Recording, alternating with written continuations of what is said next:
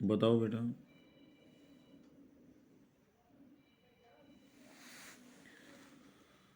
ये जो पानी है शेष ये क्या होगा? Volume of cylinder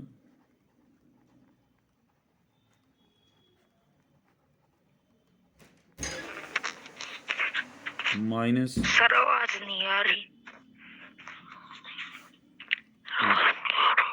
volume of the vessel, volume of solid, volume of cylinder. Volume of cylinder क्या होता है? पाई आर स्क्वेयर एच। और वॉल्यूम ऑफ सॉलिड में क्या क्या शामिल है? Volume of hemisphere plus volume of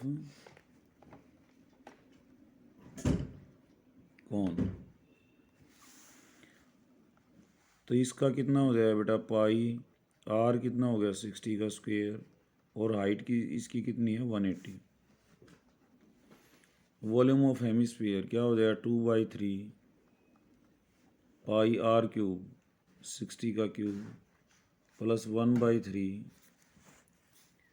pi 60 square R square. और इंटू में हाइट भी कितनी है इसकी? 60 ही है। तो ये कितना हो गया? पाई इंटू में 60 स्क्वेयर इंटू 180।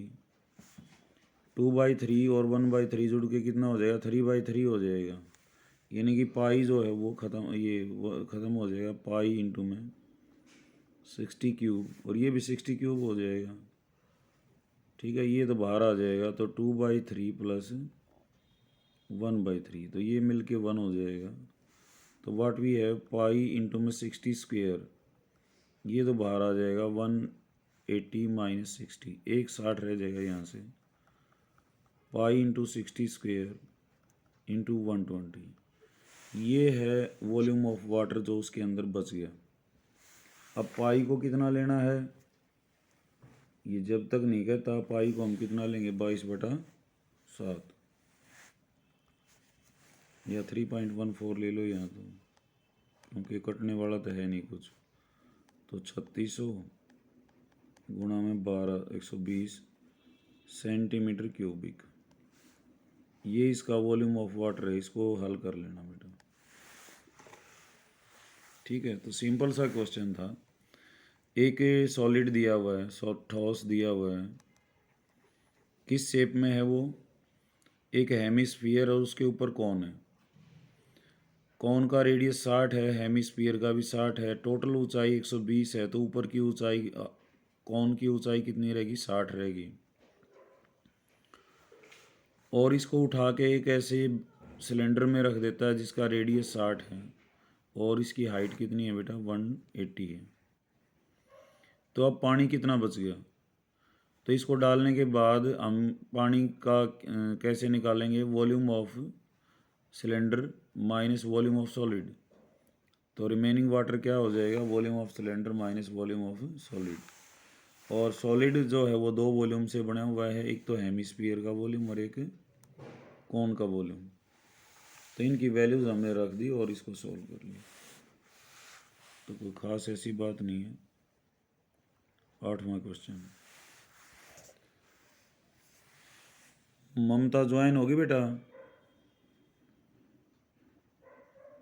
Yes sir. अब तक कहाँ थी? 2-3 दिन ज्वाइन नहीं किया तूने।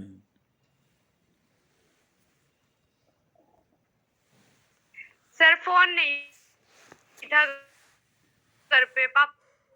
अच्छा, बाहर गए हुए थे पापा से। कोई बात नहीं बेटा, वीडियो वगैरह देख लेना। वो एक गोलाकार कांच के बर्तन के एक बेलन के आकार की गर्दन, उसकी लंबाई 8 सेंटीमीटर है और व्यास 2 सेंटीमीटर है।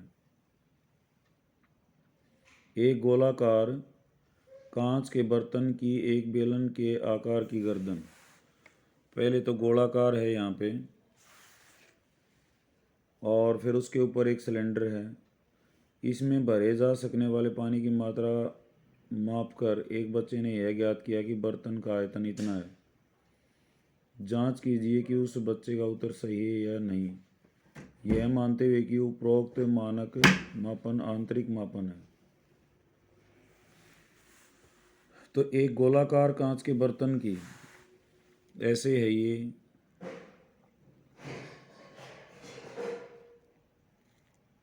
ये तो गोलाकार हो गया, अर्ध गोलाकार, और इसके ऊपर क्या है कि सिलेंडर है ऐसे।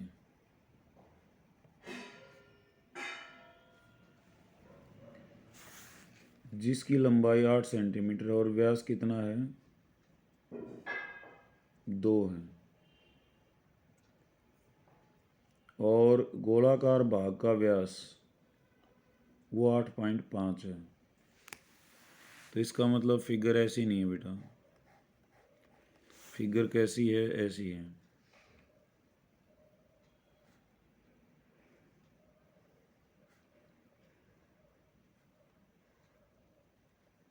इस टाइप की है, ठीक है। और यहाँ पे इसका जो रेडियस है सिलेंडर का यानी कि बेलन का रेडियस कितना दे रखे हैं, 2 सेंटीमीटर है व्यास, तो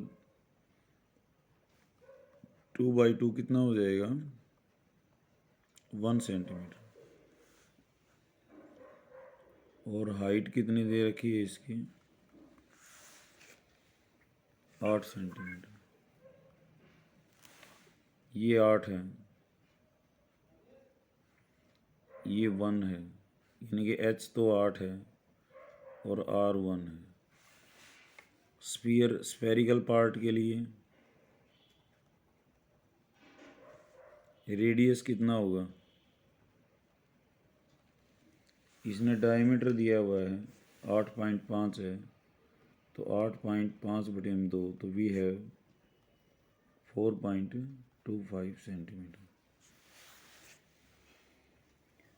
तो इसमें पानी की मात्रा डालकर उसने आयतन बता दिया, तो आयतन क्या होगा, इसका वॉल्यूम क्या होगा,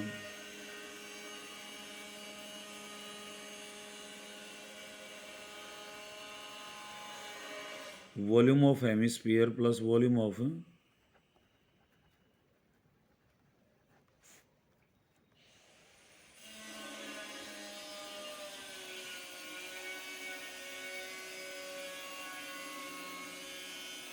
सिलेंडर। तो हेमिस्फीयर का क्या होगा, 2/3πr³, और सिलेंडर का क्या होगा, πr²।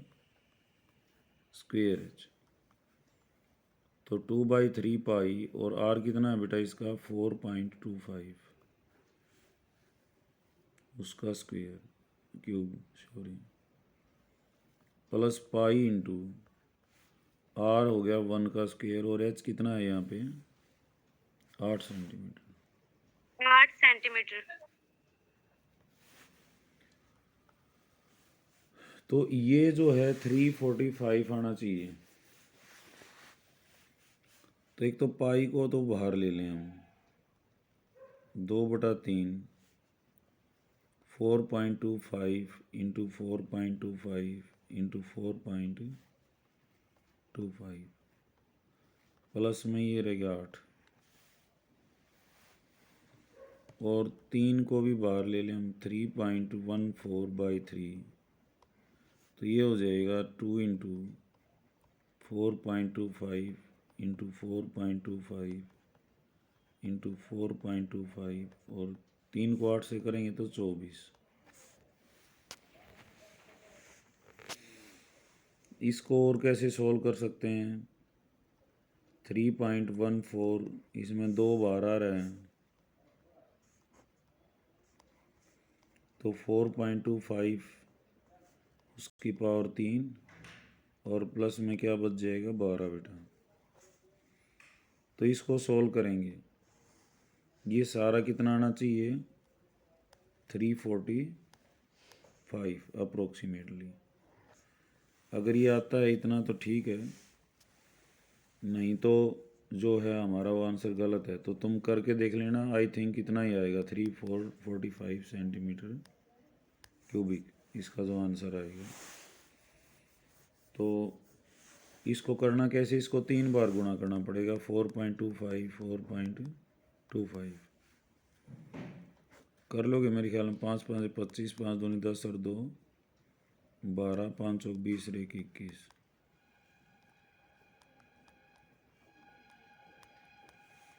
4 5 20, 4 दूनी 8 और 2 10, 4 चौक 16 और 1 17।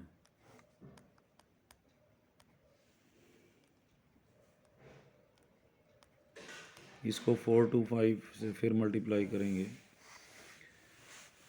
तो हमारे पास ये आ जाएगा 5 5 25, 5 दूनी 10 और 2 12, 5 6 30 और 1 31, 5 8 40 और 5 1 5 और 4 9,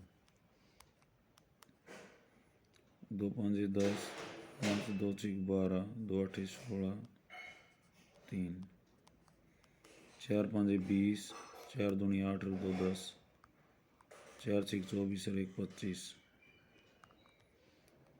और 4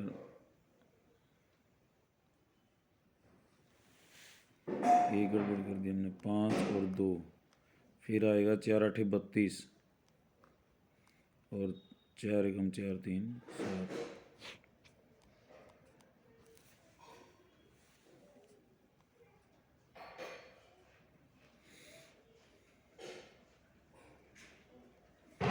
और 3 स्थानों के 2 इसके 2 इसके और 2 इसके 6 स्थानों के बाद दशमलव, तो 76.8 के करीब आ जाएगा ये।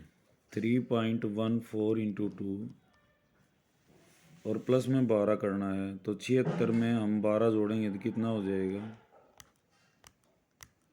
ये 88.7।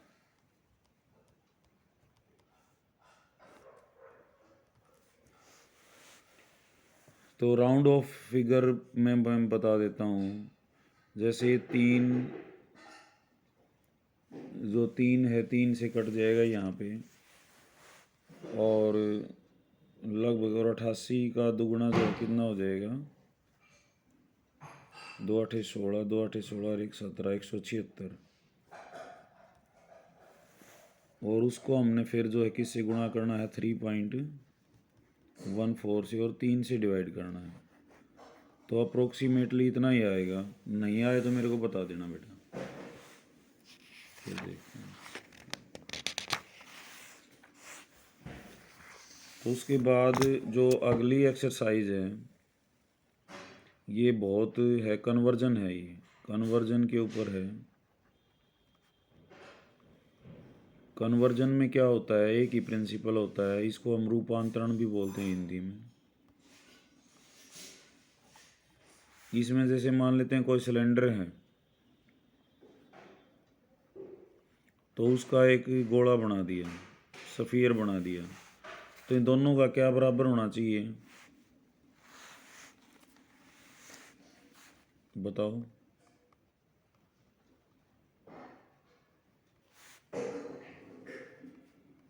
आवाज़ तो आ रही होगी बेटा। सर सर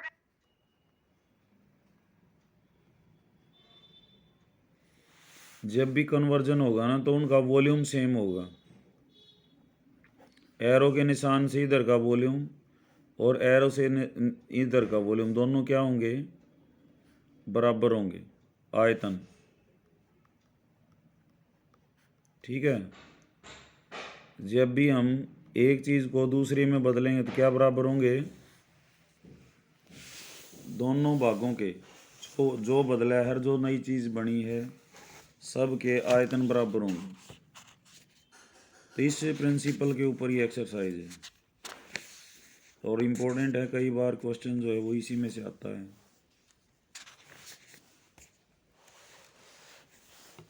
कुछ क्वेश्चंस देख लो इसके, ख़त्म तो कल करेंगे इसको।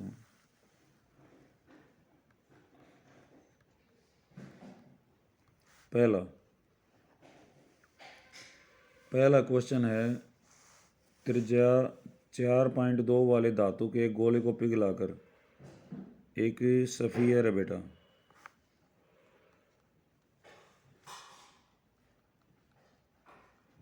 उसको पिघला दिया, पिघलाकर एक बेलन बना दिया।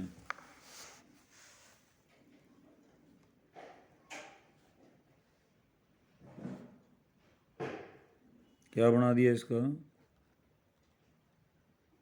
सिलेंडर। और सिलेंडर की त्रिज्या दे दी इसने 6 और कहता है हाइट बताओ एच। तो प्रिंसिपल ऑफ कंजर्वेशन वो प्रिंसिपल ऑफ कन्वर्जन क्या कहता है?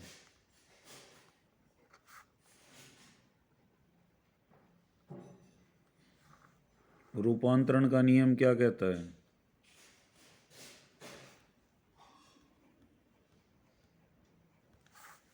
कि गोले का आयतन किसके बराबर होना चाहिए बेटा? बेलन के आयतन। इस एरो के इधर वालों का वॉल्यूम हो सकता है दो चीज़ें पिघलानी पड़ के एक बनानी पड़ जाए, तो दोनों के वॉल्यूम को ऐड कर लो, है ना। बस इस पूरी एक्सरसाइज में यही बेसिक बात है। तो गोले का आयतन क्या होता है? 4/3 पाई आर कितना है इसका दे रखा है इसने 4.2 4.2 का क्यूब। और सिलेंडर का क्या होता है बेटा? पाई आर स्क्वेयर 6 का स्क्वेयर और इंटू में एच हमने बताना, पाई से पाई कट जाएगा 4.2 गुणा 4.2 गुणा 4.2 6 गुणा एच 6 को और इनको इधर भेज दो।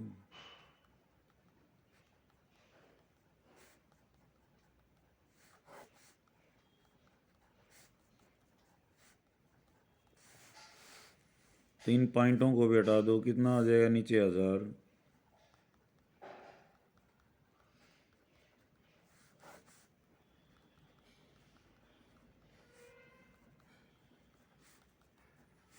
छः साते 42 6 साते 42 और 3 14। तो ये कितना आ जाएगा? 7 7 49 और 14 गुणा में 4 56 56 गुणा में 14 सॉरी 49 बराबर एच। तो इनकी जो गुणा करोगे ये जो है इसका क्या आ जाएगा? आंसर आ जाएगा। और बटे में 1000 भी है बेटा।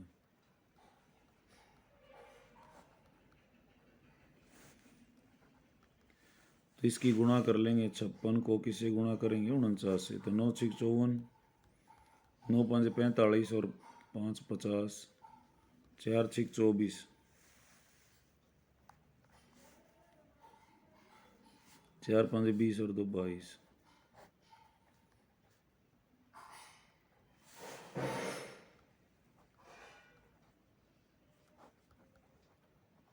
तो 2.744 सेंटीमीटर ये आंसर है। तो कन्वर्जन में किस बात का ध्यान रखना है तुमने? अब बिफोर कन्वर्जन जो टोटल वॉल्यूम था और आफ्टर कन्वर्जन जो वॉल्यूम है वो क्या होना चाहिए? बराबर आना चाहिए, सेम होना चाहिए। एक क्वेश्चन और देख लो बेटा, फिर बाकी के कल करेंगे।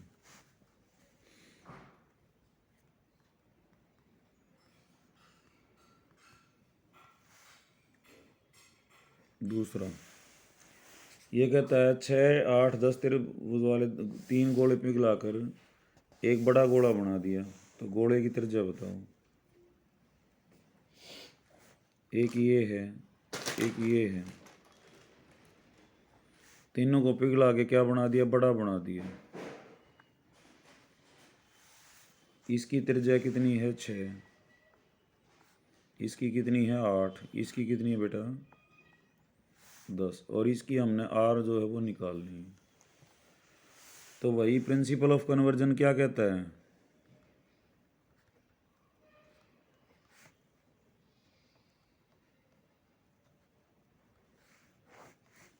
रूपांतरण का नियम।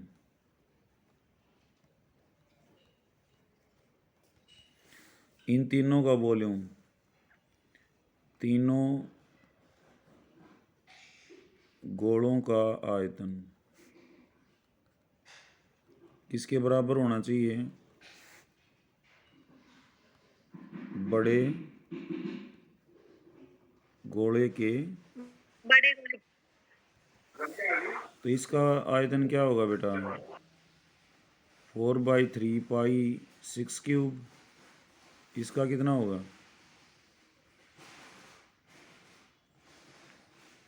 4/3π है। अगले का कितना है?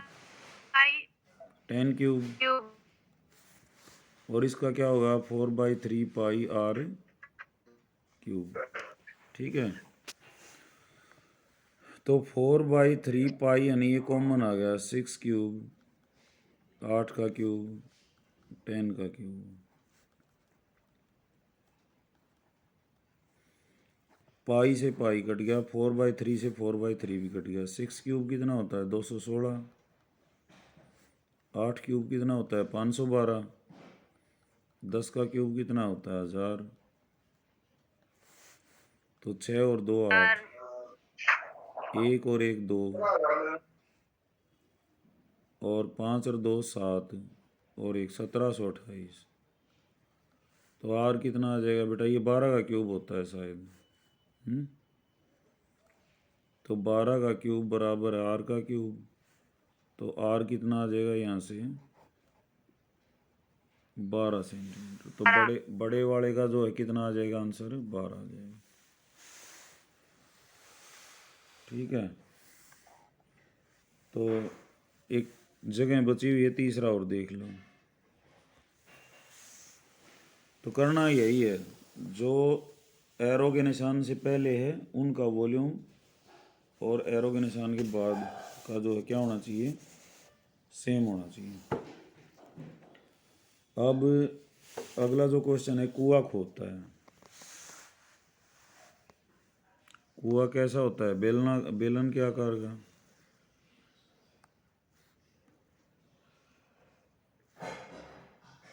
ये कुआं खुद गया, इसकी गहराई है 20।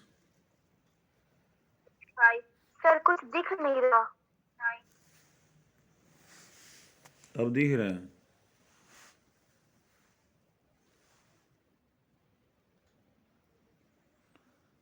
और आर कितनी है बेटा? 7/2।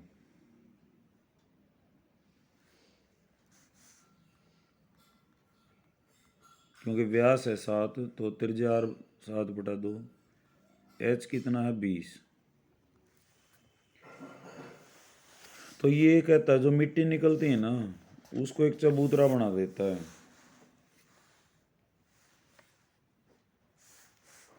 क्या कर देता है? चबूतरा बना देता है। चबूतरा होता है घनाभ जैसा।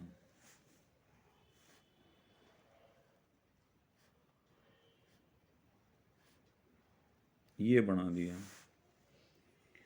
और 22/14, 22 तो इसकी लंबाई है मीटर, और 14 चौड़ाई है। ऊंचाई पूछ रहा है एच। तो प्रिंसिपल ऑफ कन्वर्जन क्या कहता है?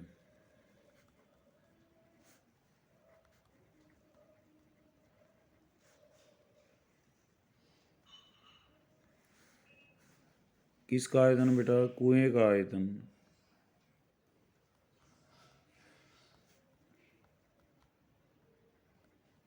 किसके बराबर है?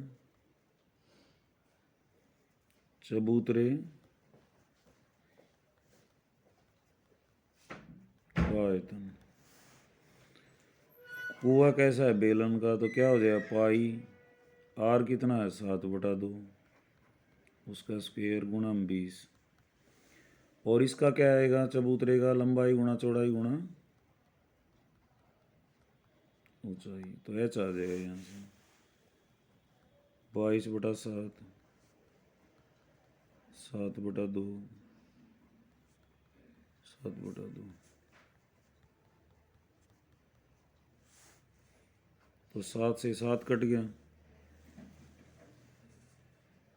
2 11 पे कट गया। तो 11 गुणा ये 10 पे कट गया। 11 गुणा 7 गुणा 10, बटे में 14 गुणा 12, इन्हें भी काट लो, 7 दूनी 14, 2 पंजे 10, तो एच आ गया बेटा 55 बटे में 12, 12 चौक 48, 7 बच गए, 12 छिक 72, 12 पंजे 60, तो 4.5 मीटर के करीब आ जाएगा। तो समझ आ गया ना।